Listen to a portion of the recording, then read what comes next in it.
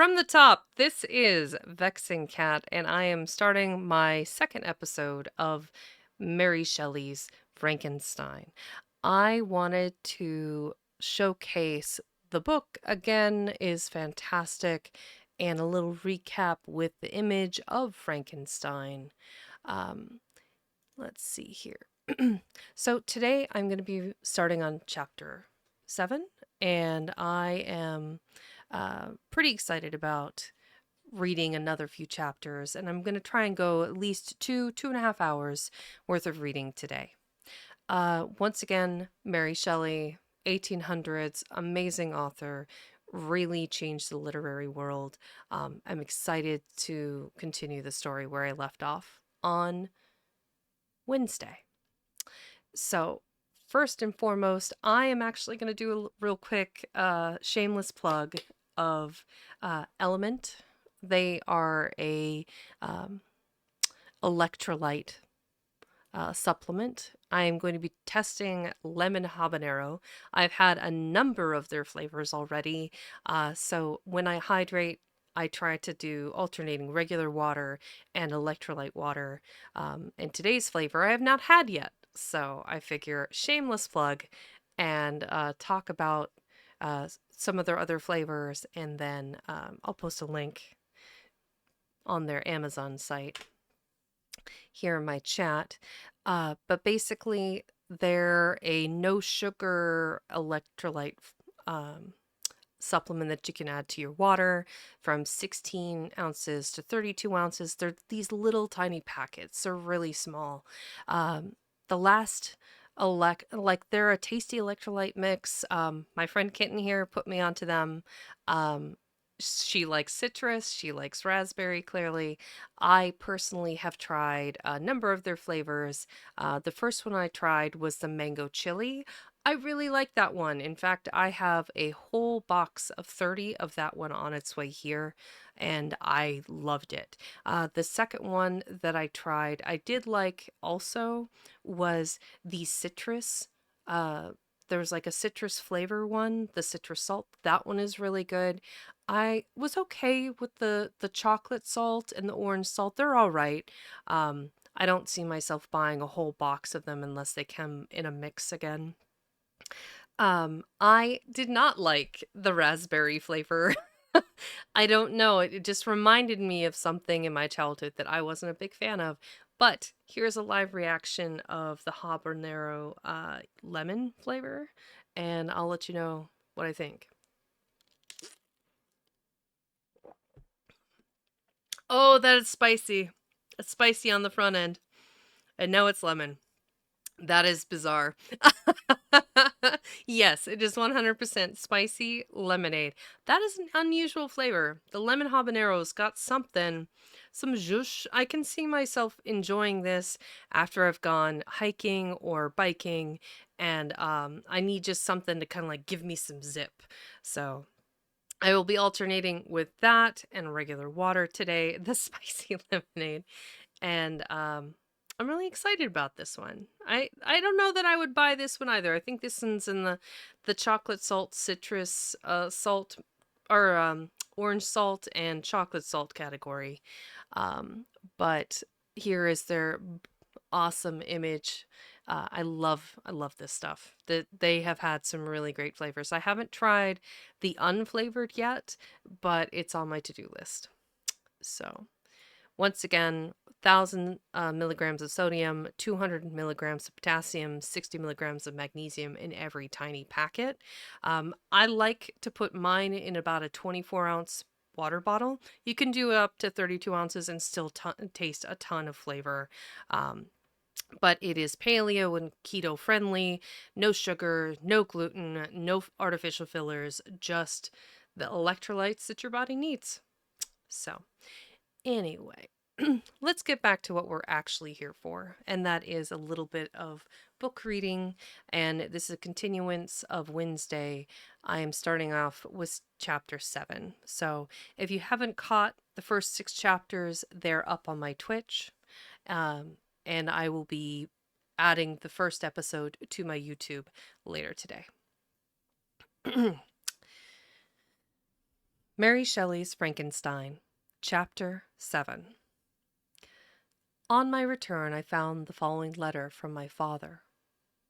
My dear Victor, you have probably waited impatiently for a letter to fix the date of your return to us, and I was at first tempted to write only a few lines, merely mentioning the day on which I should expect you. But that would be a cruel kindness. I dare not do it.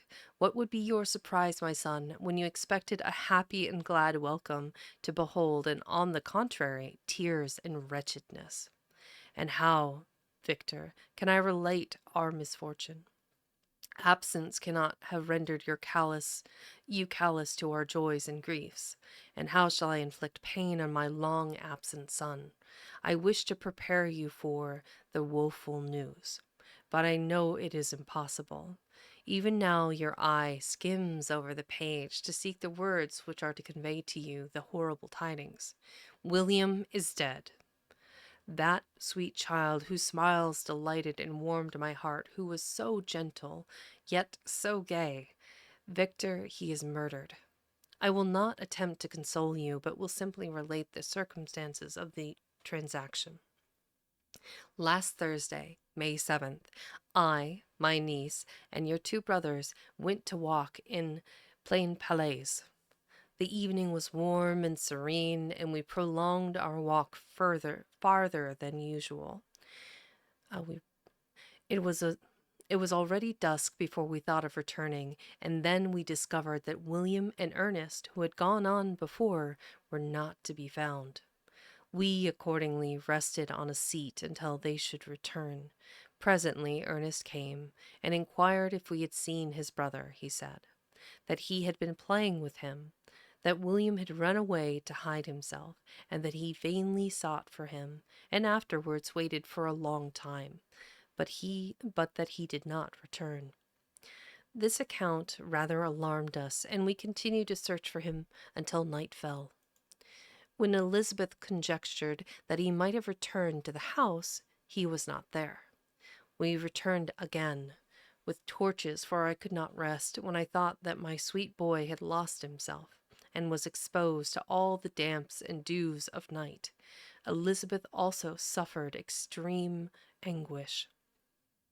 About 5 in the morning I discovered my lovely boy, whom the night before I had seen blooming and active in health, stretched on the grass livid and motionless. The print of the murderer's fingers was on his neck. He was conveyed home, and the anguish that was visible in my countenance betrayed the secret to Elizabeth. She was very earnest to see the corpse. At first I attempted to prevent her, but she persisted, and entered the room where it lay. Lastly, hastily examined the neck of the victim, and clasping her hands, exclaimed, "Oh God, I have murdered my darling child." She fainted and was restored with extreme difficulty. When she again lived, it was only to weep and sigh. She told me that the same evening William had teased her to let him wear a very valuable miniature that she possessed of your mother. This picture is gone, and was doubtless the temptation which urged the murderer to the deed. We have no trace of him at present, although our exertions to discover him are unremitted, but they will not restore my beloved William. Come, dearest Victor, you alone can console Elizabeth. She weeps continually, and accuses herself unjustly as the cause of his death. Her words pierce my heart. We are all unhappy. But will not that be an additional motive for you, my son, to return and be our comforter? Your dear mother, alas, Victor, I now say, thank God she did not live to witness the cruel, miserable death of her youngest darling. Come, Victor, not brooding thoughts of vengeance against the assassin, but with feelings of peace and gentleness that will heal instead of festering the wounds of our minds. Enter the house of mourning, my friend, but with kindness and affection for those who love you, and not with hatred for your enemies. Your affectionate and afflicted father, Alphonse Frankenstein. Geneva, May 12th, 1700. Clerval, who had watched my countenance as I read this letter, was surprised to observe the despair that succeeded the joy I at first expressed on receiving news from my friends. I threw the letter on the table and covered my face with my hands. "My dear Frankenstein," exclaimed Henry, when he perceived me weep with bitterness, "are you always to be unhappy, my dear friend? What has happened?" I motioned him to take up the letter, while I walked up and down the room in the extremest agitation. Tears also gushed from the eyes of Clerval as he read the account of my misfortune. "I can offer you no consolation, my friend," said he. "Your disaster is irreparable. What do you intend to do?" "To go instantly to Geneva. Come with me, Henry, to order the horses." During our walk, Clerval endeavored to say a few words of consolation. He could only express his heartfelt sympathy. "Poor William," said he. "Dear lovely child, he now sleeps with his angel mother." Who that had seen him bright and joyous in his young beauty but must weep over his untimely loss, to die so miserably, to feel the murderer's grasp, how much more a murderer that could destroy radiant innocence? Poor little fellow! One only consolation have we, his friends mourn and weep, but he is at rest. The pang is over. His sufferings are at an end forever. A sod covers his gentle form, and he knows no pain. He can no longer be a subject for pity. He must reserve that for his miserable survivors. Clerval spoke thus as we hurried through the streets. The words impressed themselves on my mind, and I remembered them afterwards in solitude. But now, as soon as the horses arrived, I hurried into the cabriolet and bade farewell to my friend. My journey was very melancholy. At first I wished to hurry on, for I longed to console and sympathize with my loved and sorrowing friends. But when I drew near my native town, I slackened my progress. I could hardly sustain the multitude of feelings that crowded into my mind. I passed through the scenes familiar to my youth, but which I had not seen for nearly 6 years. How altered everything might be during that time! One sudden and desolate change had taken place, but 1,000 little circumstances might have by degrees worked other alterations, which, although they were done more tranquilly, might not be the less decisive. Fear overcame me. I dared no advance, dreading 1,000 nameless evils that made me tremble. Although I was unable to define them, I remained 2 days at Lausanne. In this painful state of mind, I contemplated the lake. The waters were placid. All around us was calm, and the snowy mountains, the palaces of nature, were not changed. By degrees, the calm and heavenly scene restored me, and I continued my journey towards Geneva. The road by the side of the lake, which became narrower as I approached my native town, I discovered more distinctly the black sides of Jura and the bright summit of Mont Blanc. I wept like a child. Dear mountains, my own beautiful lake, how do you welcome your wanderer? Your summits are clear, the sky and lake are blue and placid. Is this to prognosticate peace or to mock at my unhappiness? I fear, my friend, that I shall render myself tedious by dwelling on these preliminary circumstances. But they were days of comparative happiness, and I think of them with pleasure. My country, my beloved country, who but a native can tell the delight I took in again beholding thy streams, thy mountains, and more than all, thy lovely lake? Yet as I drew nearer home, grief and fear again overcame me. Night also closed around, and when I could hardly see the dark mountains, I felt still more gloomily. The picture appeared a vast and dim scene of evil, and I foresaw obscurely that I was destined to become the most wretched of human beings. Alas, I truly I prophesied truly, and failed only in one single circumstance, that in all the misery I imagined and dreaded, I did not conceive the hundredth part of the anguish I was destined to endure. It was completely dark when I arrived in the environs of Geneva. The gates of the town were already shut, and I was obligated to pass the night at Secaron, a village at the distance of half a league from the city. The sky was serene, and as I was unable to rest, I resolved to visit the spot where my poor William had been murdered.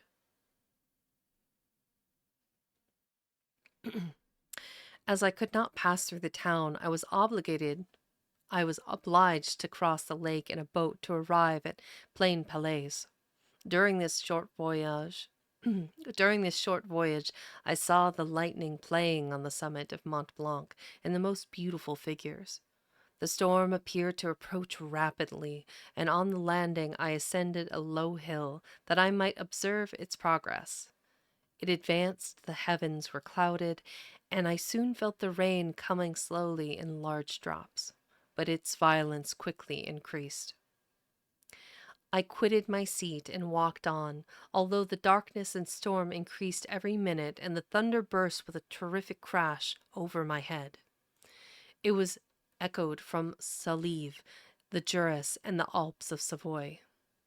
Vivid flashes of lightning dazzled my eyes, illuminating the lake, making it appear like a vast sheet of fire. Then, for an instant, everything seemed of a pitchy darkness until the eye recovered itself from the preceding flash. The storm, as is often the case in Switzerland, appeared at once in various parts of the heavens. The most violent storm hung exactly north of the town over the part of the lake which lies beyond the promontory of Bellerive, and the village of Coppet. Another storm enlightened Jura with faint flashes, and another darkened and sometimes Mole? Disclosed the Mole, a peaked mountain to the east of the lake. While I watched the tempest, so beautiful yet terrific, I wandered on with a hasty step. This noble war in the sky elevated my spirits. I clasped my hands and exclaimed aloud, "William, dear angel, this is thy funeral, this thy dirge." As I said these words, I perceived in the gloom a figure which stole from behind a clump of trees near me. I stood fixed, gazing intently. I could not be mistaken. A flash of lightning illuminated the object, and I discovered its shape plainly to me, its gigantic stature, and the deformity of its aspect, more hideous than belongs to humanity, instantly informed me that it was the wretch, the filthy daemon, to whom I had given life. What did he there? Could he be, I shuddered at the conception, the murderer of my brother? No sooner did that idea cross my imagination than I became convinced of its truth. My teeth chattered, and I was forced to lean against a tree for support. The figure passed me quickly, and I lost it in the gloom. Nothing in human shape could have destroyed the fair child. He was the murderer. I could not doubt it. I could not doubt it. The mere presence of the idea was an irresistible proof of the fact. I thought of pursuing the devil, but it would have been in vain, for another flash discovered him to me hanging among the rocks of the nearly perpendicular ascent of Mont Salive, a hill that bounds Plain Palais on the south. He soon reached the summit and disappeared. I remained motionless. The thunder ceased, but the rain still continued, and the scene was enveloped in an impenetrable darkness. I revolved in my mind the events which I had until now sought to forget, the whole train of my progress towards the creation, the appearance of the works of my own hands at my bedside. Its departure, 2 years had now nearly elapsed since the night on which he first received life. And was this his first crime? Alas, I had turned loose into the world a depraved wretch whose delight was in carnage and misery. Had he not murdered my brother? No one can conceive the anguish I suffered during the remainder of the night, which I spent cold and wet in the open air. But I did not feel the inconvenience of the weather. My imagination was busy in scenes of evil and despair. I considered the being whom I had cast among mankind, and endowed with the thrill and power to affect purposes of horror, much as the deed which he had now done, nearly in the light of my own vampire, my own spirit let loose from the grave and forced to destroy all that was dear to me.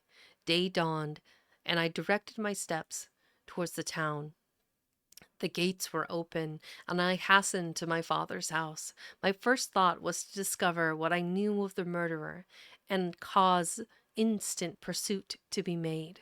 But I paused when I reflected on the story that I had to tell. A being whom I myself had formed and endued with life had met me at midnight among the precipices of an inaccessible mountain.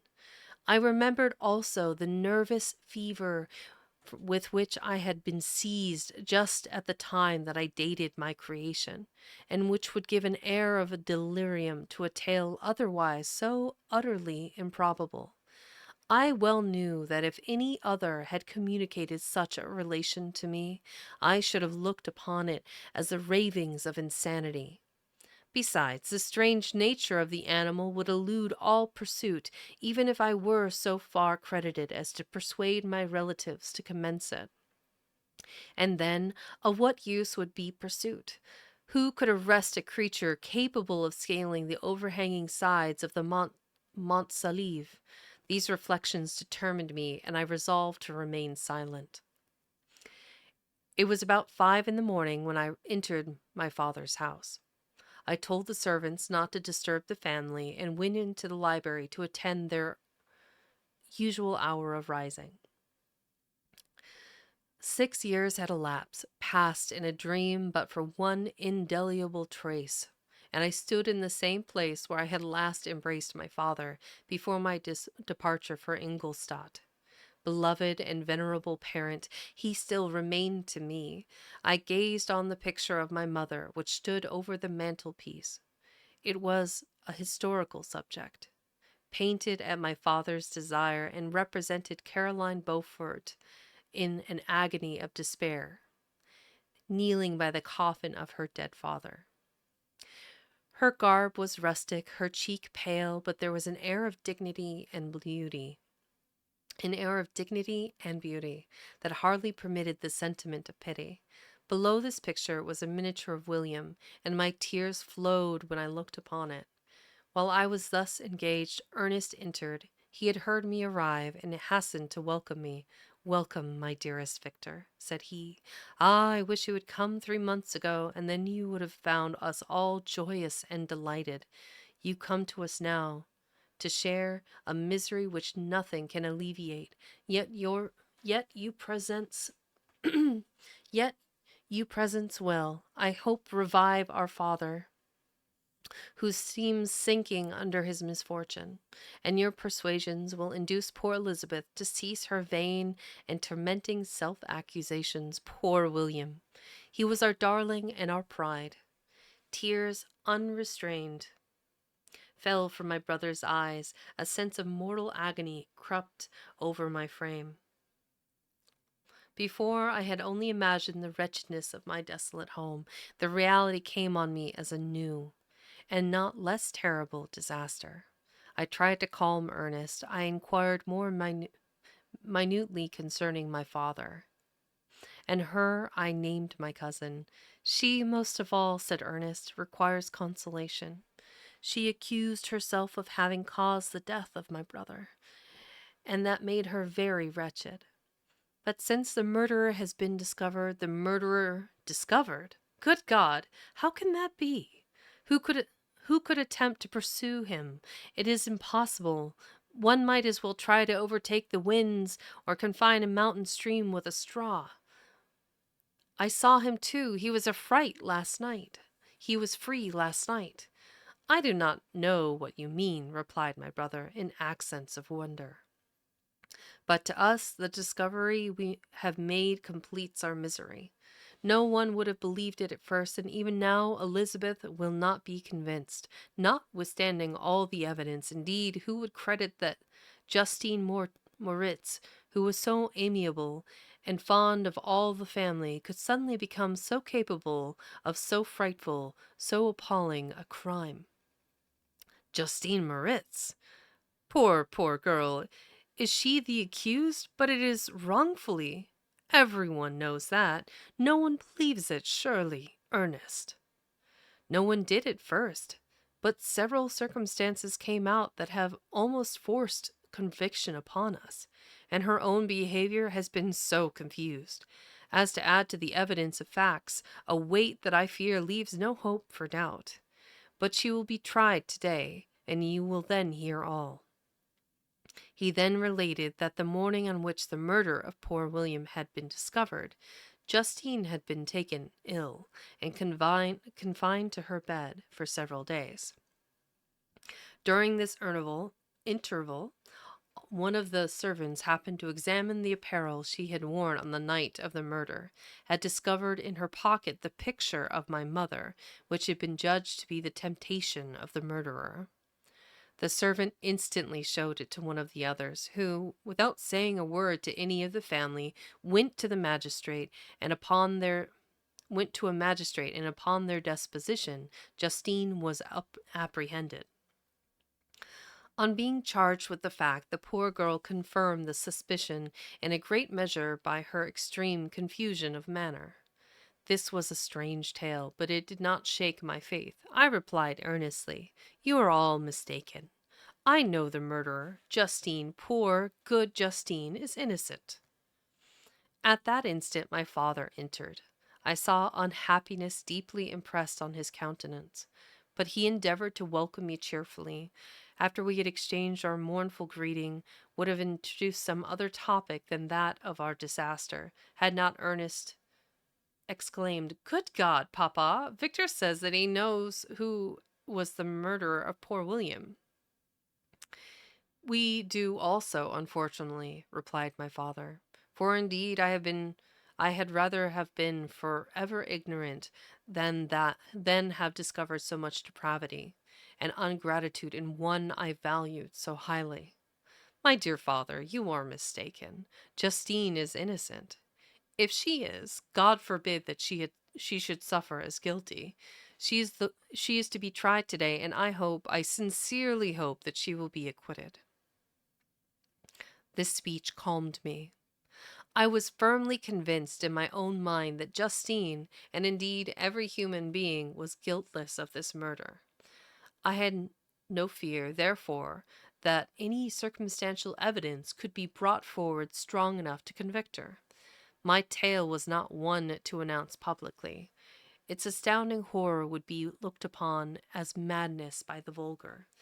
Did anyone indeed exist except I, the Creator, who would believe, unless his senses convinced him, in the existence of the living monument of presumption and rash ignorance which I had let loose upon the world? We were soon joined by Elizabeth. Time had altered her since I last beheld her. It had endowed her with a loveliness surpassing the beauty of her childish years.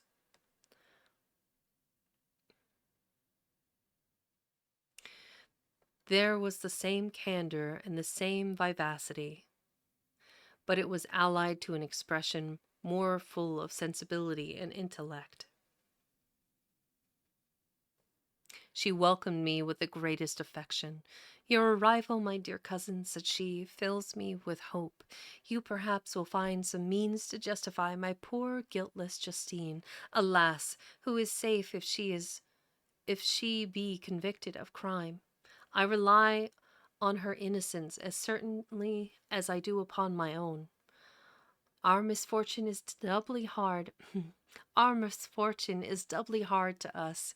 We have not only lost the lovely darling boy, but this poor girl, whom I sincerely love, is to be torn away by even a worse fate.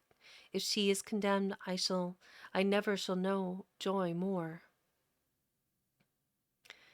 But she will not. I am sure she will not, and then I shall be happy again, even from the sad death of my little William. She is innocent, my Elizabeth, and that shall be proved. Fear nothing, but let your spirits be cheered by the assurance of her acquittal.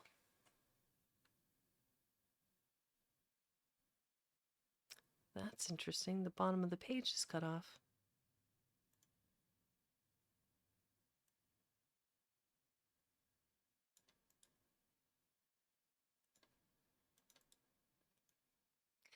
How kind and generous you are.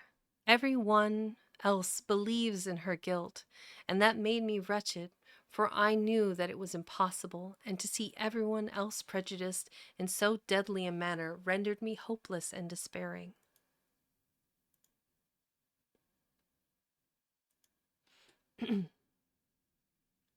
There we go, that should fix it.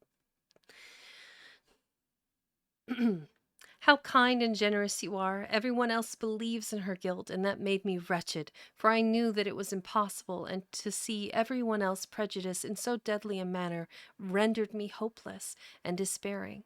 She wept. Dearest niece, said my father, dry your tears. If she is, as you believe, innocent, rely on the justice of our laws and the activity with which I shall present the slightest shadow of partiality. All right, chapter 8. I'm not sure why it is cut off that one line on that page. I haven't seen it do that before, but it is another chapter down, and remember to hydrate. Woo! That lemon habanero, I'll tell you what, that is something else.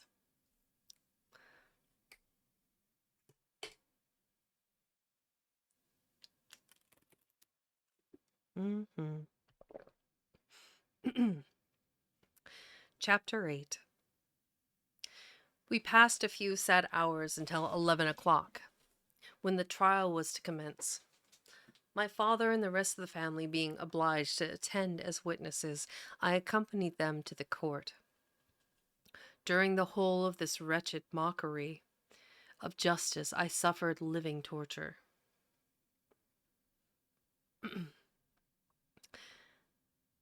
It was to be decided whether the result of my curiosity and lawless devices would cause the death of two of my fellow beings. One a smiling babe, full of innocence and joy, the other far more dreadfully murdered, with every aggravation of infamy that could make the murder memorable in horror. Justine also was a girl of merit and possessed qualities which promised to render her life happy. Now all was to be obliterated in an ignominious grave, and I the cause. 1,000 times rather would I have confessed myself guilty of the crimes ascribed to Justine, but I was absent when it was committed, and such a declaration would have been considered as the ravings of a madman, and would not have exculpated her who suffered through me. The appearance of Justine was calm. She was dressed in mourning, and her countenance, always engaging, was rendered, by the solemnity of her feelings, exquisitely beautiful. Yet she appeared confident and in innocence, and did not tremble, although gazed on and excreted by thousands, for all the kindness which her beauty might otherwise have excited was obliterated in the minds of the spectators by the imagination of the enormity she was supposed to have committed. She was tranquil, yet her tranquillity was evidently constrained, and as her confusion had before been adduced as the proof of her guilt, She worked up her mind to the appearance of courage. When she entered the court, she threw her eyes round it and quickly discovered where we were seated. A tear seemed to dim her eye when she saw us, but she quickly recovered herself, and looked of sorrowful affection seemed to attest her utter guiltlessness. The trial began, and after the advocate against her had stated the charge, several witnesses were called. Several strange facts combined against her which might have staggered anyone who had not such proof of her innocence as I had. She had been out the whole of the night on which the murder had been committed, and towards morning had been perceived by a market woman not far from the spot where the body of the murdered child had been afterwards found. The woman asked her what she did there, but she looked very strangely and only returned a confused and unintelligible answer. She returned to the house about 8 o'clock, and when inquired where she had passed the night, she replied that she had been looking for the child, and demanded earnestly if anything had been heard concerning him. When shown the body, she fell into violent hysterics and wept and kept her bed for several days. The picture was then produced which the servant had found in her pocket, and when Elizabeth, in a faltering voice, proved that it was the same which, an hour before the child had been missed, she had placed round his neck, a murmur of horror and indignation filled the court. Justine was called out for her defense, and as the trial had proceeded, her countenance had altered. Surprise, horror, and misery were strongly expressed. Sometimes she struggled with her tears. While she was desired to plead, she collected her powers and spoke in an audible although variable voice. God knows, she said, how entirely I am innocent, but I do not pretend that my protestations should acquit me. I rest my innocence on a plain and simple explanation of the facts which have been adduced against me. I hope the character I have always borne will incline my judges to a favorable interpretation where any circumstances appears doubtful or suspicious. She then related, by the permission of Elizabeth, she had passed the evening of the night in which the murder had committed at the house of an aunt at Sheen, a village situated about a league from Geneva. On her return at about 9 o'clock, she met a man who asked her if she had seen anything of the child who was lost. She was alarmed by this account and passed several hours in looking for him. When the gates of Geneva were shut, and she was forced to remain several hours of the night in a barn belonging to a cottage, being unwilling to call up the inhabitants, to whom she was well known. Most of the night she spent there watching. Towards morning she believed that she slept for a few minutes. Some steps disturbed her, and she awoke. It was dawn, and she quitted her asylum that she might again endeavor to find my brother. If she had gone near the spot where his body lay, it was without her knowledge. That she had been bewildered when questioned by the market woman was not surprising, since she had passed a sleepless night and the fate of poor William was yet uncertain. Concerning the picture she could give no account. I know, continued the unhappy victim, how heavily and fatally this one circumstance weighs against me, but I have no power of explaining it, and when I have expressed my utter ignorance, I am only left to conjecture concerning the probabilities by which it might have been placed in my pocket. But here also I am checked. I believe that I have no enemy on earth, none surely would have been so wicked as to destroy me wantonly.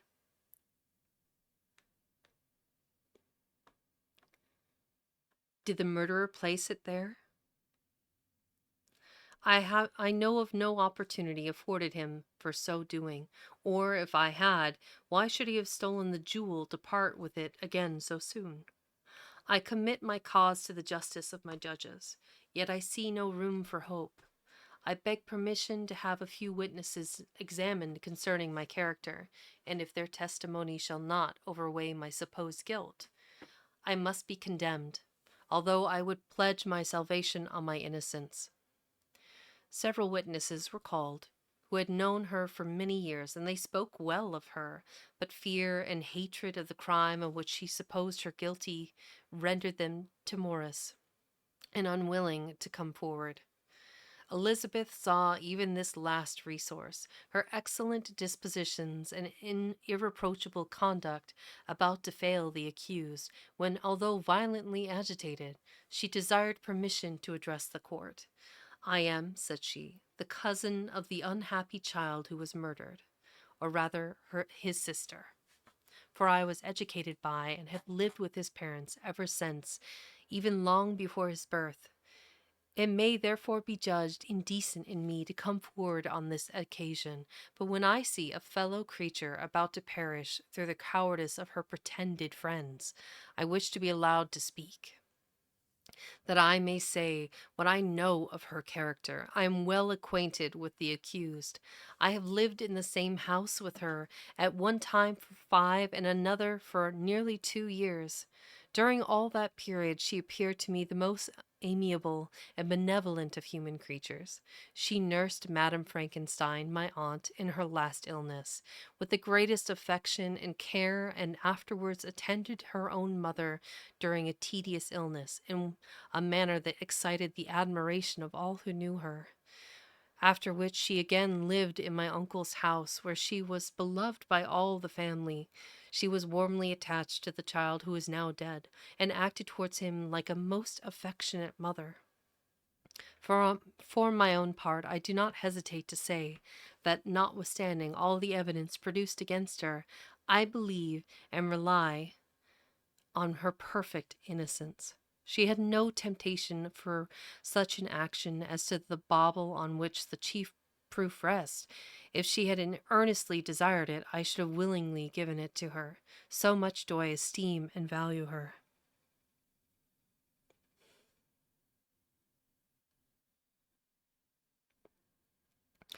A murmur of approbation. A murmur of approbation followed Elizabeth's simple and powerful appeal, but it was excited by her generous interference and not in favor of poor Justine, on whom the public indignation was turned with renewed violence, charging her with the blackest ingratitude. She herself wept as Elizabeth spoke, but she did not answer. My own agitation and anguish was extreme during the whole trial. I believed in her innocence. I knew it. Could the demon who had, I did not for a minute doubt, murdered my brother also in his hellish sport, have betrayed the innocent to death and ignominy? I could not sustain the horror of my situation, and when I perceived that the popular voice and the countenances of the judges had already condemned my unhappy victim, I rushed out of the court in agony. The tortures of the accused did not equal mine. She was sustained by innocence, but the fangs of remorse tore my bosom and would not forgo their hold. I passed a night of unmingled wretchedness. In the morning I went to the court. My lips and throat were parched. I dared not ask the fatal question, but I was known, and the officer guessed at the cause of my visit. The ballots had been thrown. They were all black, and Justine was condemned. I cannot pretend to describe then what I then felt. I had before experienced sensations of horror, and I had endeavored to bestow upon them adequate expressions, but words cannot convey an idea of the heart-sickening despair that I then endured. The person to whom I addressed myself added that Justine had already confessed her guilt. That evidence, he observed, was hardly required in so glaring a case, but I am glad of it. And indeed, none of our judges like to condemn a criminal upon the circumstantial evidence, be it ever so decisive. This was strange and unexpected intelligence. What could it mean? How had my eyes deceived me? And was I really as mad as the whole world would believe me to be if I disclosed the object of my suspicions? I hastened to return home, and Elizabeth eagerly demanded the result.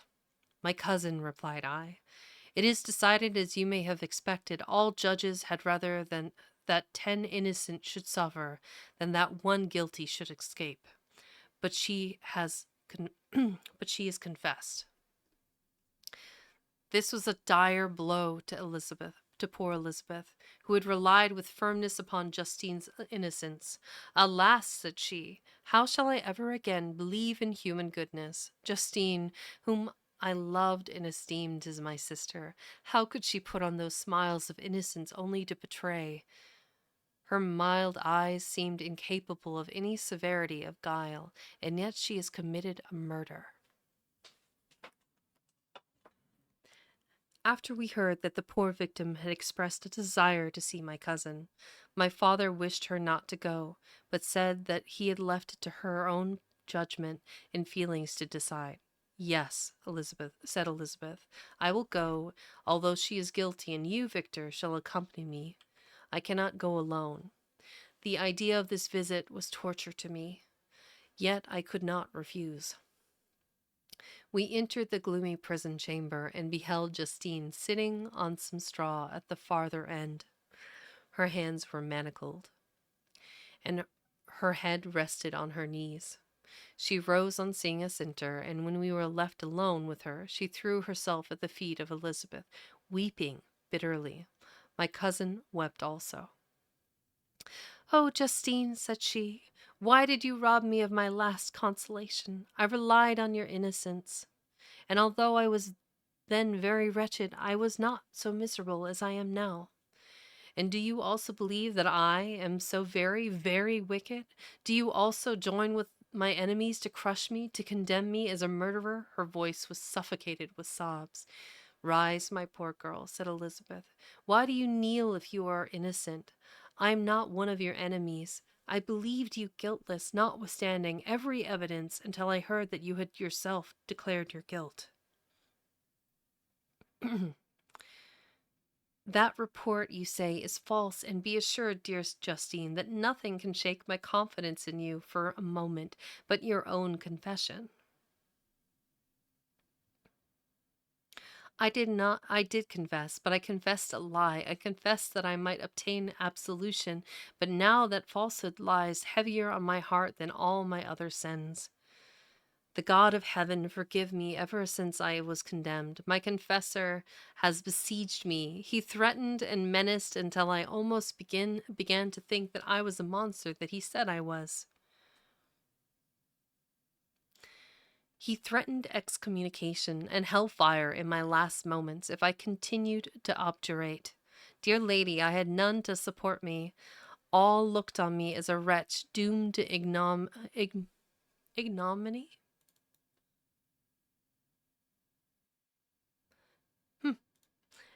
There you go. Ignominy and perdition. What could I do? In an evil hour I subscribed to a lie, and now only am I truly miserable. She paused, weeping, and then continued, "I thought with horror, my sweet lady, that you should believe your Justine, whom your blessed aunts had so highly honored, and whom you loved, was a creature capable of crime which none but the devil himself could have perpetrated. Dear William, dearest blessed child, I soon I soon shall see you again in heaven, where we shall all be happy, and that consoles me, going as I am to suffer ignominy and death. Oh, Justine, forgive me for having for one moment distrusted you. Why did you confess? But do not mourn, dear girl. Do not fear. I will proclaim, I will prove your innocence. I will melt the stony hearts of your enemies by tears and prayers. You shall not die. You, my playfellow, my companion, my sister, perished on the scaffold? No, no, I could never survive so horrible a misfortune." Justine shook her head mournfully. "I do not fear to die," she said. "The pang is past. God raises my weakness and gives me courage to endure the worst. I leave a sad and bitter world, and if you remember me and think of me as of one unjustly condemned, I am resigned to the fate awaiting me. Learn from me, dear lady, to submit in patience to the will of heaven. During this conversation, I had retired to the corner of the prison room, where I could conceal the horrid anguish that possessed me. Despair! Who dared talk of that? The poor victim who on the morrow was to pass the awful boundary between life and death felt not, as I did, such deep and bitter agony. I gnashed my teeth and ground them together, uttering a groan that came from my inmost soul. Justine started when she was Justine started, and when she saw who it was, she approached me and said, "Dear sir, you are very kind to visit me, you, I hope, do not believe that I am guilty." I could not answer. "No, Justine," said Elizabeth, "he is more convinced of your innocence than I was. Even when he heard that you had confessed, he did not credit it." I truly thank him in these last moments. I feel the sincerest gratitude towards those who think of me with kindness. How sweet is the affection of others to such a wretch as I am! It removes more than half my misfortune, and I feel as if I could die in peace now that my innocence is acknowledged by you, dear lady, and your cousin. Thus the poor sufferer tried to comfort others and herself. She indeed gained the resignation she desired, but I, the true murderer, felt the never-dying worm alive in my bosom, which allowed of no hope or consolation. Elizabeth also wept and was unhappy. But hers was the misery of innocence, which, like a cloud that passes over the fair moon, for a while hides but cannot tarnish its brightness. And anguish and despair had penetrated into the core of my heart. I bore a hell within me which nothing could extinguish. We stayed several hours with Justine, and it was with great difficulty that Elizabeth could tear herself away. "I wish," she cried, "that I were to die with you. I cannot live in this world of misery." Justine assumed an air of cheerfulness, while she with difficulty repressed her bitter tears. She embraced Elizabeth and said in a voice of half suppressed emotion, "Farewell, sweet lady. Dearest Elizabeth, my beloved and only friend, may heaven in its bounty bless and preserve you. May this be the last misfortunes that you will ever suffer. Live and be happy, and make others so." And on the morrow, Justine died. Elizabeth's heart-rending eloquence failed to move the judges from their settled conviction in the criminality of the saintly sufferer. My passionate and indignant appeals were lost upon them, and when I received their cold answers and heard the harsh, unfeeling reasoning of these men, my purposed avowal died away on my lips. Thus I might proclaim myself a madman, but not revoke the sentence passed upon my wretched victim. She perished on the scaffold as a murderess. From the tortures of my own heart, I turned to contemplate the deep and voiceless grief of my Elizabeth. This also was my doing, and my father's woe, and the desolation of the late so smiling home, all was the work of my thrice accused hands.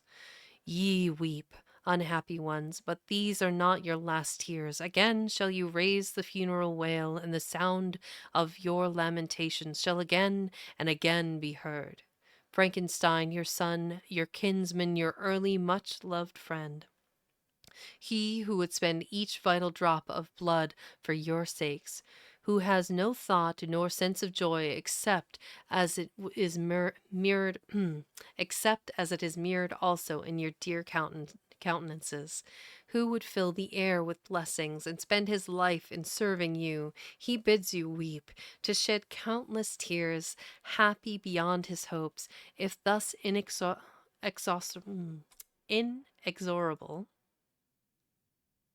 Inexorable. Okay. Fate be satisfied.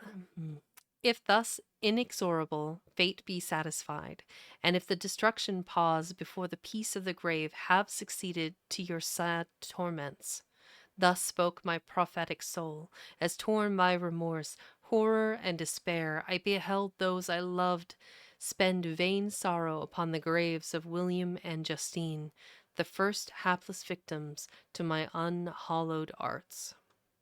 Unhallowed arts. Oh, my goodness. Remember to stay hydrated.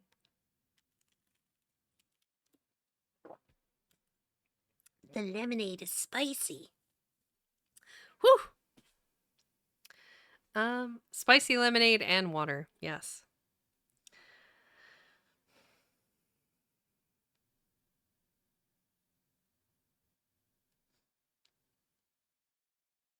Mm.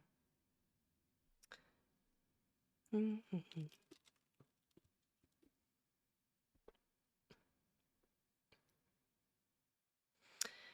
All right, we are about an hour in. I'm going to go take a quick break and then I will be back to resume chapter 9.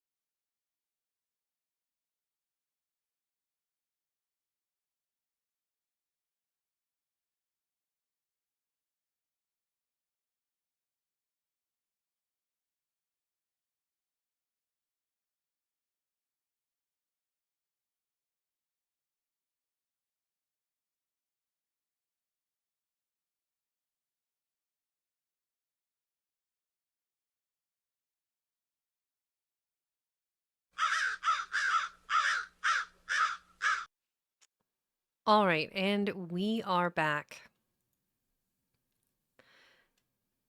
Once again, this is Vexing Cat resuming chapter 9 of Mary Shelley's Frankenstein. To any new viewers, welcome, welcome once again, and I shall start here. Nothing is more painful to the human mind than after the feelings have been worked up by a quick succession of events. The dead calmness, the dead calmness of inaction and certainty which follows and deprives the soul both of hope and fear. Justine died, she rested, and I was alive. The blood flowed freely in my veins, but a weight of despair and remorse passed on my heart which nothing could remove. Sleep fell. Sleep fled from my eyes. I wandered like an evil spirit, for I had committed deeds of mischief beyond description horrible, and more, much more, I persuaded myself, was yet behind. Yet my heart overflowed with kindness and the love of virtue. I had begun life with benevolent intentions, and thirsted for the moment when I should put them in practice and make myself useful to my fellow beings. Now all was blasted, instead of that serenity of conscience which allowed me to look upon the past with self-satisfaction, and from thence to gather promise of new hopes. I was seized by remorse and the sense of guilt, which hurried me away to a hell of intense tortures, such as no language can describe.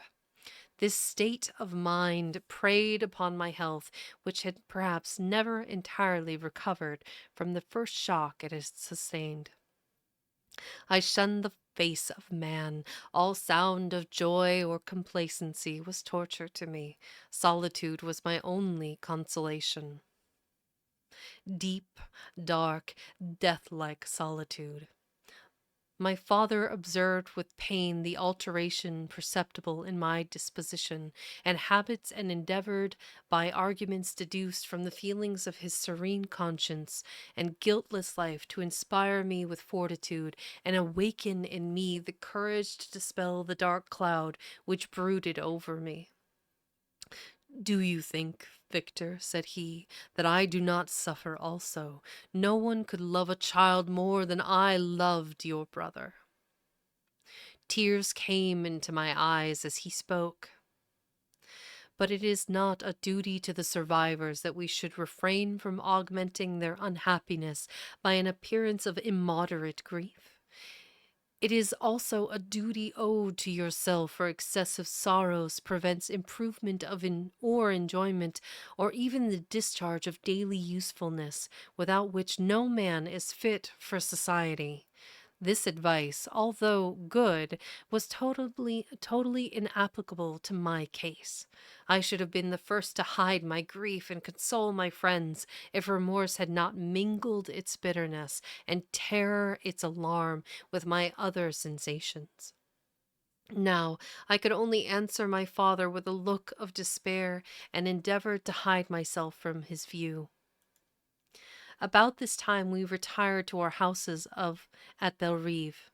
This change was particularly agreeable to me, the shutting of the gates regularly at 10 o'clock, and the impossibility of remaining on the lake after the hour had rendered our residence within the walls of Geneva very irksome to me. I was now free. Often, after the rest of the family had retired for the night, I took the boat and passed many hours upon the water. Sometimes, with my sails set, I was carried by the wind, and sometimes, after rowing into the middle of the lake, I left the boat to pursue its own course, and gave way to my own miserable reflections. I was often tempted, when all was at peace around me, and I the only unquiet thing that had wandered restless in a scene so beautiful and heavenly, if I except some bat or the frogs, whose harsh and interrupted croaking was heard only when I approached the shore. Often, I say, I was tempted to plunge into the silent lake, that the waters might close over me and my calamities forever. But I was restrained. When I thought of the heroic and suffering Elizabeth, whom I tenderly loved, and whose existence was bound up in mine, I thought also of my father and surviving brother. Should I, by my base desertion, leave them exposed and unprotected to the malice of the fiend whom I had let loose among them? At these moments I wept bitterly and wished that peace would revisit my mind only that I might afford them consolation and happiness. But that could not be. Remorse extinguished every hope I I had been the author of unalterable evils, and I lived in daily fear lest the monster whom I created should perpetrate that I had created should perpetrate some new wickedness. I had an obscure feeling that all was not over and that he would still commit some signal crime, which by its enormity should almost efface the recollection of the past. There was always scope for fear so long as anything I loved remained behind. My abhorrence of this fiend cannot be conceived. When I thought of him, I gnashed my teeth. My eyes became inflamed, and I ardently wished to extinguish that life which I had so thoughtlessly bestowed. When I reflected on his crimes and malice, my hatred and revenge burst all bounds of moderation. I would have made a pilgrimage to the highest peaks of the Andes, could I when there had hmm, could I when there had purchased could I when there had one more time could I when there have precipitated him to their base? I wish to see him again, that I might wreak the utmost extent of my abhorrence on his head and avenge the deaths of William and Justine. Our house was the house of mourning. My father's health was deeply shaken by the horror of the recent events. Elizabeth was sad and desponding. She no longer took delight in her ordinary occupations. All pleasure seemed to her sacrilege towards the dead. Eternal woe and tears she then thought was the just tribute she should pay to innocence so blasted and destroyed. She was no longer that happy creature who in earlier youth wandered with me on the banks of the lake and talked with ecstasy of our future prospects. The first of those sorrows which was sent to wean us from the earth had visited her, and its dimming influence quenched her dearest smiles. When I reflect, my dear cousin, said she, on the miserable deaths of Justine Moritz, I no longer see the world as it works as they before they before appeared to me.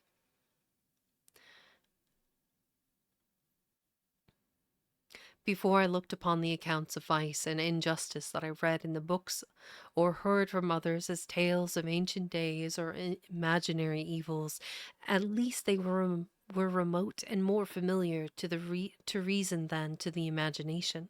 But now misery has come home, and men appear to me as monsters thirsting for each other's blood. Yet I am certainly unjust. Everybody believes that poor girl to be guilty, and if she could have committed the crime for which she suffered, assuredly she would have been the most depraved of human creatures.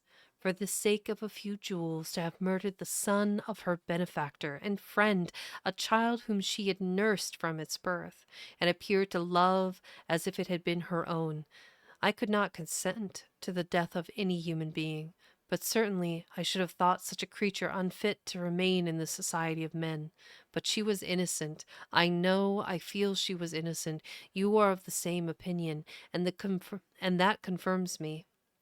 Alas, Victor, when falsehood can look so like the truth, who can assure themselves of certain happiness? I feel as if I were walking on the edge of precipice, toward which thousands are crowding and endeavoring to plunge me into the abyss. William and Justine were assassinated, and the murderer escapes. He walks about the world free and perhaps respected. But even if I were condemned to suffer on the scaffold for the same crimes, I would not change places with such a wretch. I listened to this discourse with the extremest agony. I, not in deed, but in effect, was the true murderer. Elizabeth read my anguish in my countenance, and kindly taking my hand, said, "My dearest friend, you must calm yourself. These events have affected me, God knows how deeply, but I am not so wretched as you are. There is an expression of despair and sometimes of revenge in your countenance that makes me tremble. Dear Victor, banish these dark passions. Remember the friends around you who center all their hopes in you. Have we lost the power of rending you happy? Ah, while we love, while we are true to each other, here in this land of peace and beauty, your naive country, your native country, we may reap everything tranquil blessing. Your native country, we may reap every tranquil blessing. What can disturb our peace? And could not such words from her, whom I fondly prized, before every other gift of fortune, suffice to chase away the fiend that lurked in my heart? Even as she spoke, I drew near to her, as if in terror, lest at the very moment the destroyer had been near to rob me of her. Thus not the tenderness of friendship, nor the beauty of earth, nor of heaven, could redeem my soul from woe. The very accents of love were ineffectual. I was encompassed by a cloud which no beneficial influence could penetrate. The wounded deer dragging its fainting limbs to some untrodden brake, there to gaze upon the arrow which had pierced it and to die, but was but a type of me. Sometimes I could cope with the sullen despair that overwhelmed me, but sometimes the whirlwind of passions my soul drove me to seek my bodily exercise and by change of pace, some relief from my intolerable sensations. It was during an access of this kind that I suddenly left my home, and bending my steps towards the near alpine valleys, sought in the magnificence the eternity of such scenes, to forget myself and my ephemeral, be- because human sorrows. My wanderings were directed towards the valley of Chamonix. Chamonix? I had visited it frequently during my boyhood. 6 years had passed since then. I was a wreck, but naught had changed in those savage and enduring scenes. I performed the force. mm, I performed the first part of my journey on horseback. I afterwards hired a mule, as the more sure-footed and least liable to receive injury on these rugged roads. The weather was fine. It was about the middle of the month of August, nearly 2 months after the death of Justine, that miserable epoch from which I dated all my woe. The weight upon my spirit was sensibly lightened as I plunged yet deeper in the ravine of Arve. The immense mountains and precipices that overhung me on every side, the sound of the river raging among the rocks, and the dashing of the waterfalls around spoke of a power mighty as omnipotence, and I ceased to fear or to bend before any being less almighty than that which had created and ruled the elements, here displayed in their most terrific guise. Still, as I ascended higher, the valley assumed a more magnificent and astonishing character.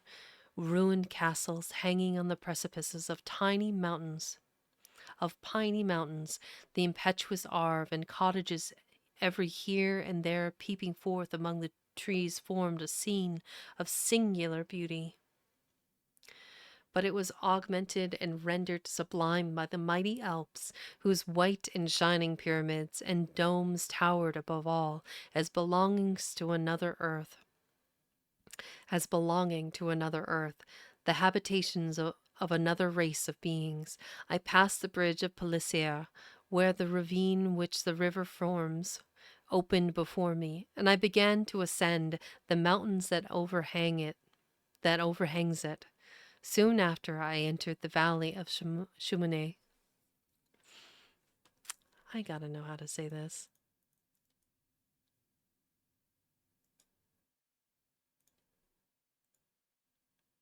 To the internet.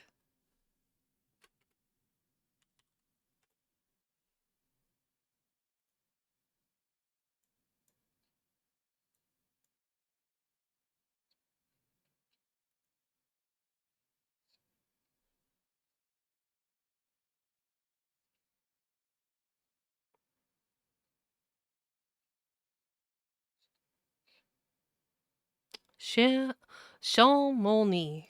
Chamonix. Well, there you go. Soon after, I entered the valley of Chamonix. This valley is more wonderful and sublime, but not so beautiful and picturesque as that of Cerveau, through which I had just passed. The high and snowy mountains were its immediate boundaries. But I saw no more ruined castles and fertile fields. Immense glaciers approached the road. I heard the rumbling thunder of the falling avalanche, and marked the smoke of its passage. Mont Blanc, the supreme and magnificent Mont Blanc, raised itself from the surrounding. Oh man, they're hitting me with those French words today.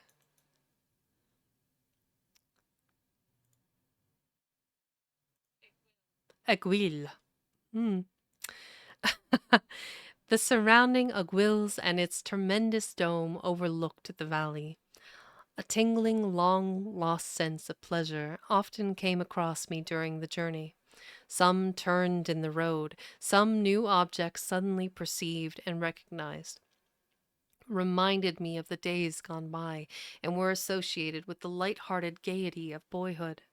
The very winds whispered in soothing accents, and maternal nature bade me weep no more. Then again the kindly influence ceased to act. I found myself fettered again to grief and indulging in all the misery of reflection. Then I spurred on my animal, striving so to forget the world, my fears, and more than all myself, or in a more desperate fashion. I alighted and threw myself on the grass, weighted down by horror and despair. At length I arrived at the village of Chamonix. Exhaustion succeeded to the extreme fatigue, both of body and of mind, which I had endured. For a short space of time I remained at the window, watching the pallid lightnings that played above Mont Blanc, and listened to the rushing of the Arve, which pursued its noisy way beneath.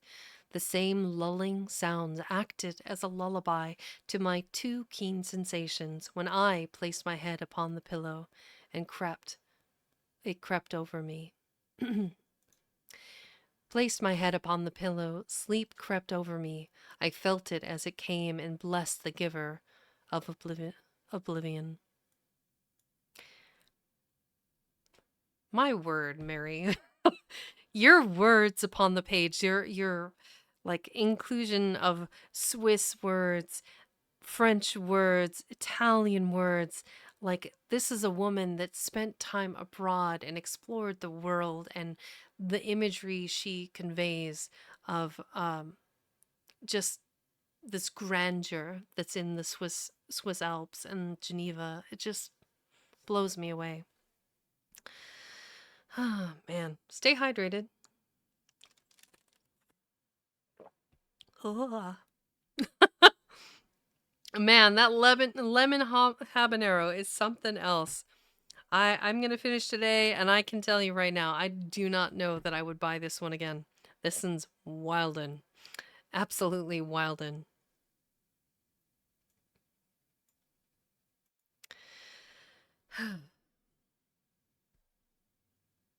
Remember to stay hydrated and to stretch. Feel free to say hi if you're a new listener or you're just stopping by for a moment. I just want to see all of those charming messages from everybody. I hope you have a great day. And if you haven't caught the first 6 chapters, they should be up on my Twitch, and I will be releasing them also on YouTube later today. Chapter 10. I spent the following day roaming through the valley. I stood beside the sources of the. My God, Mary. What do we got?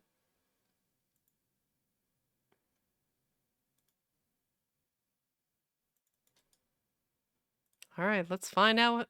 Chamonix. Remember that one. What do we got? Killing me, Mary.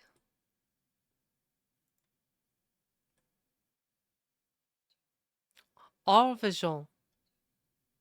I guarantee that that was horribly butchered by whoever said that.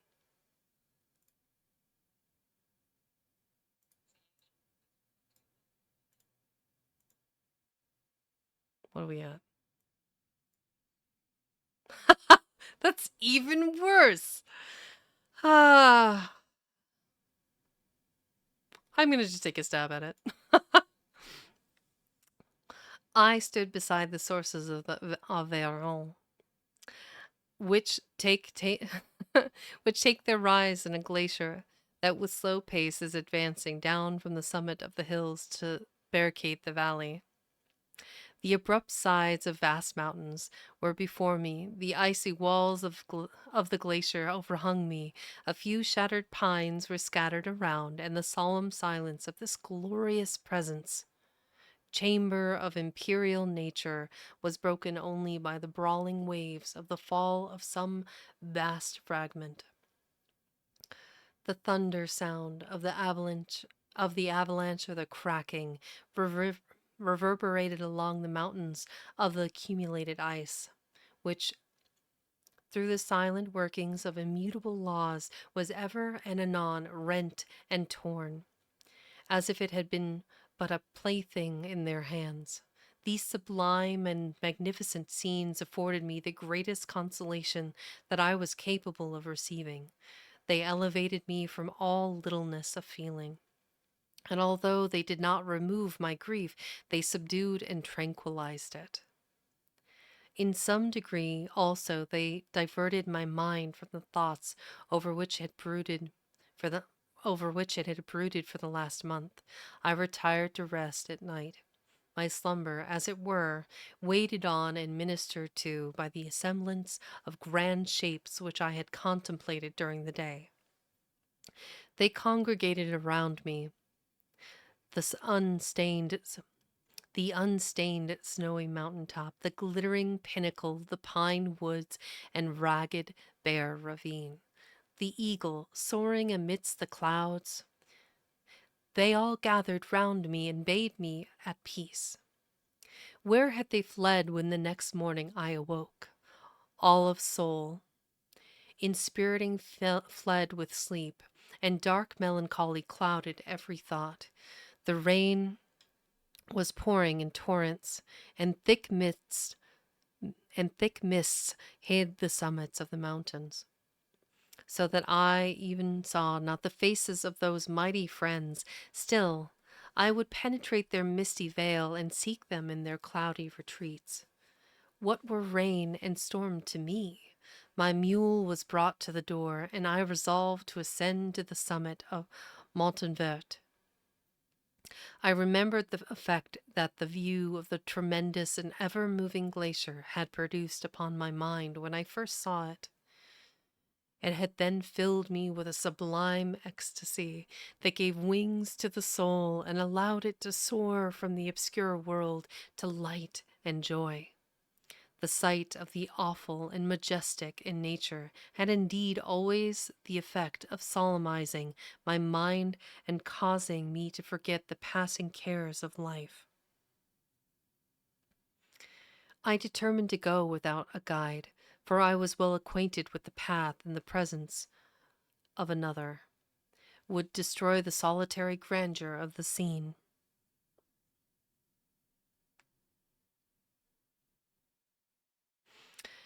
The ascent is precipitous, but the path is cut into continual and short windings, which enable you to surmount the perpendicular.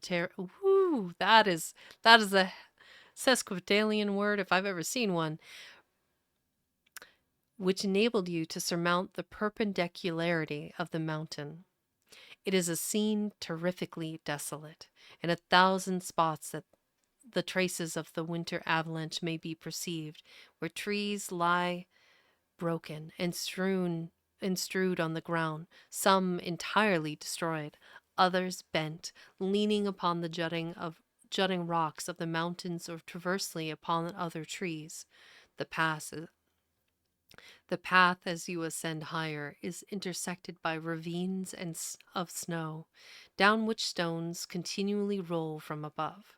One of them is particularly dangerous, as the slightest sound, such as even speaking in a loud voice, produces a concussion of air sufficient to draw destruction upon the head of the speaker. The pines are not tall or luxuriant, but they are somber, and add an air of severity to the scene. I looked on the valley beneath. Vast mists were rising from the rivers which ran through it, and curling in thick wreaths around the opposite mountains, whose summits were hid in the uniform clouds, while rain poured from the dark sky and added to the melancholy impression I received from the objects around me. Alas! Why does man boast of sensibilities superior to those apparent in the brute? It only renders them more necessary beings. If our impulses were confined to hunger, thirst, and desire, we might be nearly free, but now we are moved by every wind that blows and a chance word or scene that word may convey to us. We rest. A dream has power to poison sleep. We rise. One wandering thought pollutes the day. We feel, conceive, or reason, laugh or weep, embrace fond woe, or cast our cares away. It is the same, for be it joy or sorrow, the path of its departure still is free. Man's yesterday may never be like his morrow, naught may endure but mutability. It was nearly noon when I arrived at the top of the ascent. For some time I sat upon the rock that overlooks the sea of ice. A mist covered both that and the surrounding mountains. Presently, a breeze dissipated the cloud, and I descended upon the glacier. The surface is very uneven, rising like the waves of a troubled sea, descending low and interspersed by rifts that sink deep. The field of ice is almost a league in width, but I spent nearly 2 hours in crossing it. The opposite mountain is a bare, perpendicular rock. From the side where I now stood, Montevert was exactly opposite, at the distance of a league, and above it rose Mont Blanc, in awful majesty. I remained in a recess of the rock, gazing on this wonderful and stupendous scene. The sea, or rather the vast river of ice, wound among its dependent mountains, whose aerial summits hung over its recesses. Their icy and glittering peaks alone in the sunlight over the clouds. My heart. Well, hello. Just let yourself into my office, didn't you? Well, you're very cute, but this is not your space. Out you go. Shoo, shoo, shoo. Yes, ma'am. Out. Go on. Out, out, out. Shoo.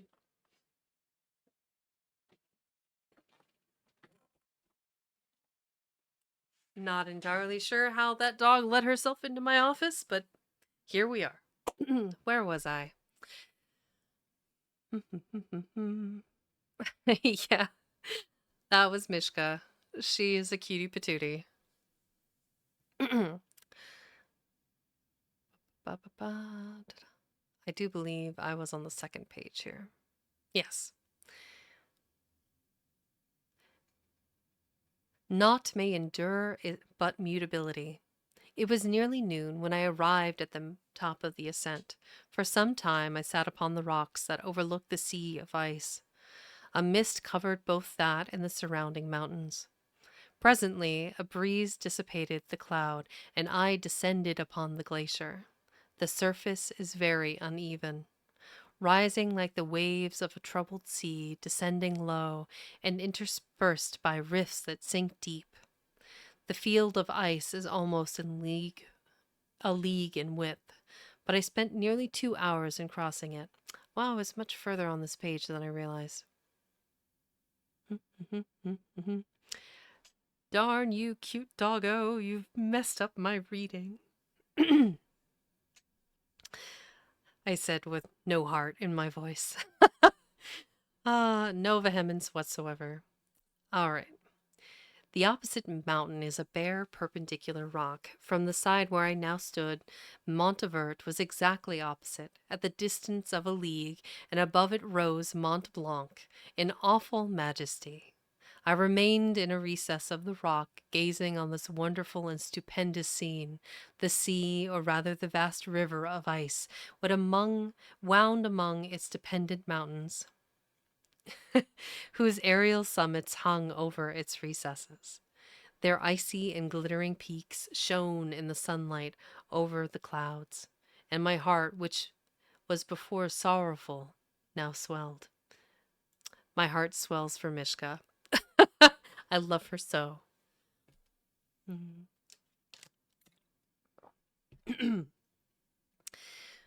With something like joy, I exclaimed, wandering spirits, if indeed ye wander, and do not rest in your narrow beds, allow me this faint happiness, or take me as your companion away from the joys of life. As I said this suddenly, beheld the figure of a man, at some distance, advancing towards me with superhuman speed. He bounded over the crevices in the ice, among which I had walked with caution. His stature also, as he approached, seemed to exceed that of a man. That of man.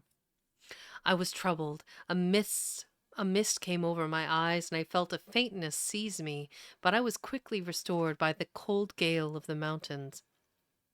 I perceived, as the shape came nearer, sight tremendous, and abhorred, that it was the wretch whom I had created.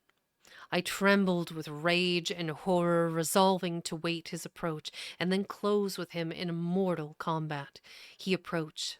His countenance bespoke bitter anguish, combined with disdain and malignity, while its unearthly ugliness rendered it almost too horrible for human eyes. But I scarcely observed this. Rage and hatred had at first deprived me of utterance, and I recovered only to overwhelm him with words expressive of furious detestation and contempt. Devil, I exclaimed, do you dare approach me, and do not you fear the fierce vengeance of my arm wreaked on your miserable head? Begone, vile insect, or rather, stay, that I may trample you to dust. And oh, that I could, with the extinction of your miserable existence, restore those victims whom you have so diabolically murdered.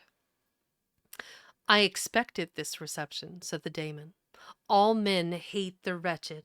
How then must I be hated, who am miserable beyond all living things? Yet you, my creator, detest and spurn me, thy creature, to whom thou art bound by ties only dissoluble by the annihilation of one of us.